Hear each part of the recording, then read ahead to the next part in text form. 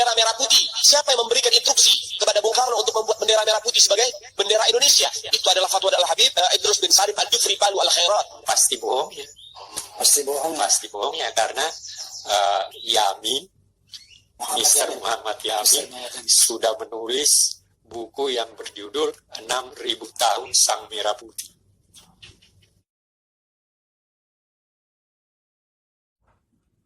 Ba'alwi merupakan masalah bagi bangsa dan negara Indonesia.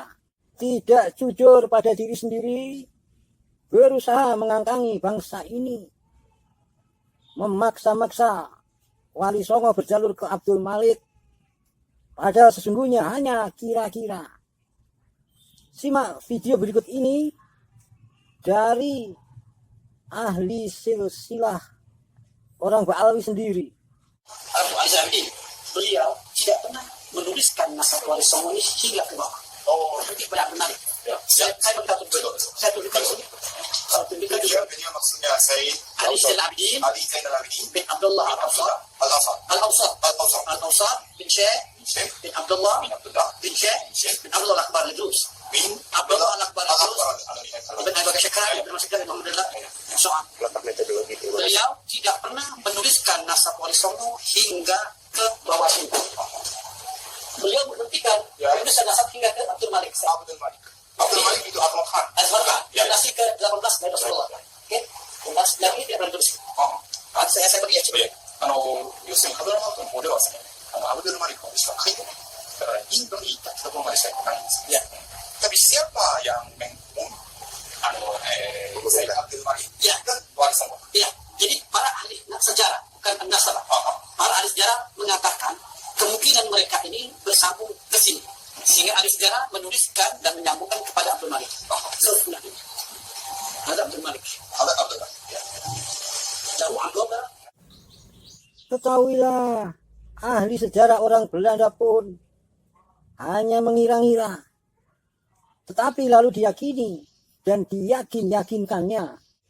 Seluruh Wali Songo 99 sudah merupakan keturunan daripada Amir Abdul Malik. Padahal Terah Wali Songo punya banyak manuskrip terkait leluhurnya. Ada pula yang melakukan penelusuran sejarah sampai ke India. Terbukti Abdul Malik tidak ada. Perlu diketahui bahwa dulu para kiai pernah mencoba mendirikan Robitul Asbatkan, yang mana itu didirikan karena para kiai merasa tidak diterima oleh Robitul Alawiyah.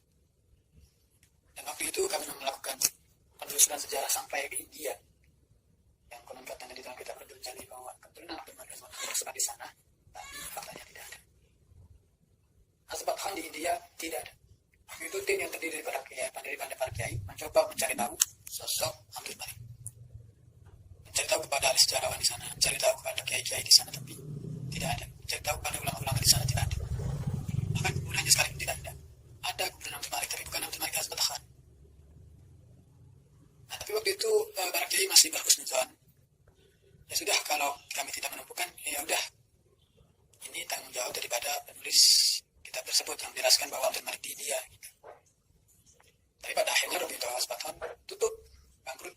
Ya mungkin karena yang fondasinya tidak kuat, sejarahnya tidak ditemukan di sana gitu. Pemaksaan Wali Songo ke asal Yaman oleh Ba'alwi itu pangkal penghancuran bangsa kalau tidak dilabrak. Bayangkan, bukankah pada umumnya raja-raja Nusantara keturunan Wali Songo? Berarti Ba'alwi merasa di atas raja-raja. Tokoh-tokoh Nusantara diaku-akunya bermuasal Yaman. Sadarlah, sesungguhnya orang bangsa Indonesia tengah diinjak-injak.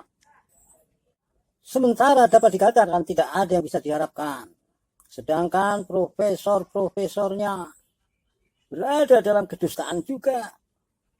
Di Indonesia ini alangkah banyaknya orang-orang yang boleh jadi tidak dikenal sebagai keturunan Nabi, tapi dia keturunan Nabi.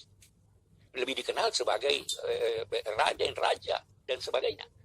Imam Bonjol? Imam Bonjol. Imam Bonjol itu namanya Abdul Syahab. Syihab itu. Syihab ya, Imam Bonjol. Ya kan, tapi tidak menonjol. Tidak menonjol sebagai Habib, sebagai keturunan, sebagai pahlawan nasional. Iya. itu Berjuang. apa namanya, sekian banyak dari Wali Songo itu yang itu, tapi Syarif Hidayatullah itu banyak. Ada pula Profesor Ba'alwi yang mengatakan Pangeran Diponegoro itu orang Yaman.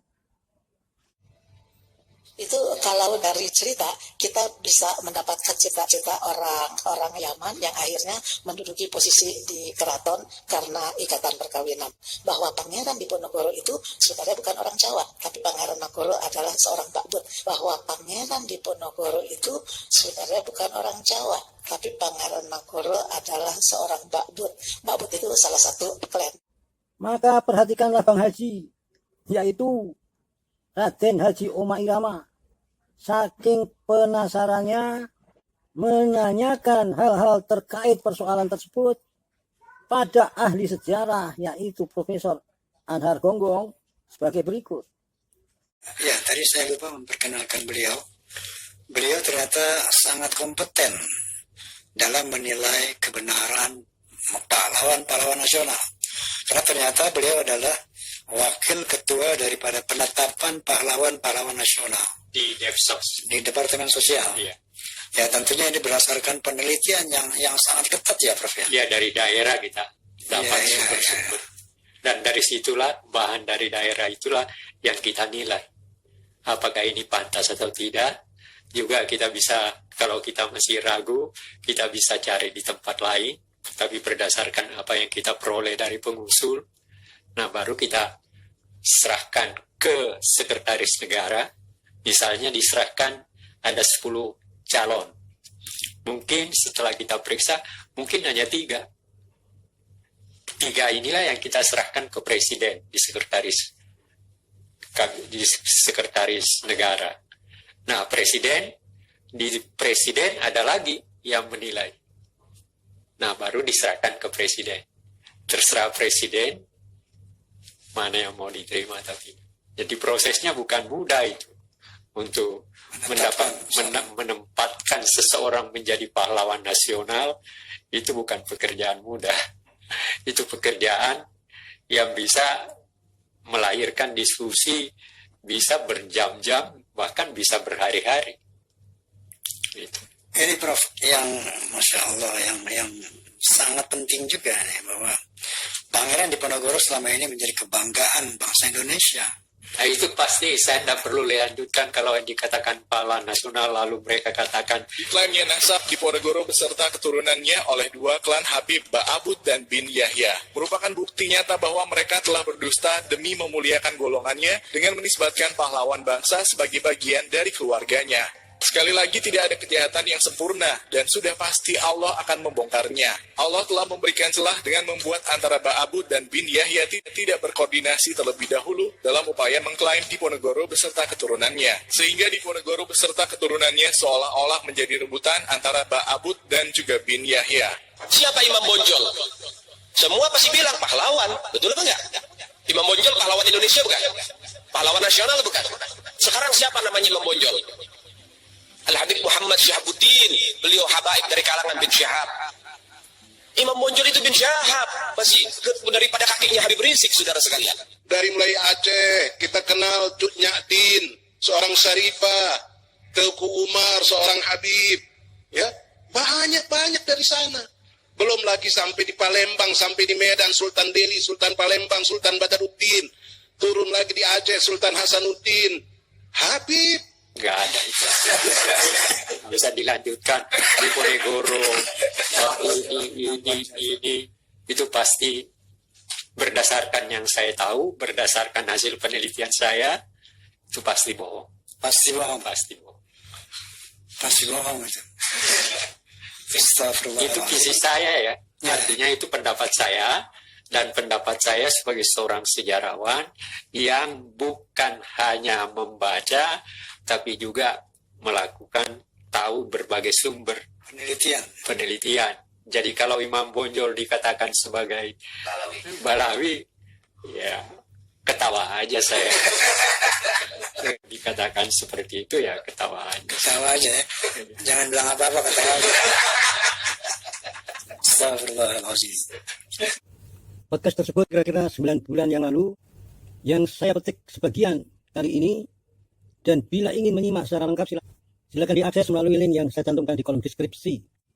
Jadi bagaimana saudara? Ya bagaimanapun masalah sebaiknya diselesaikan.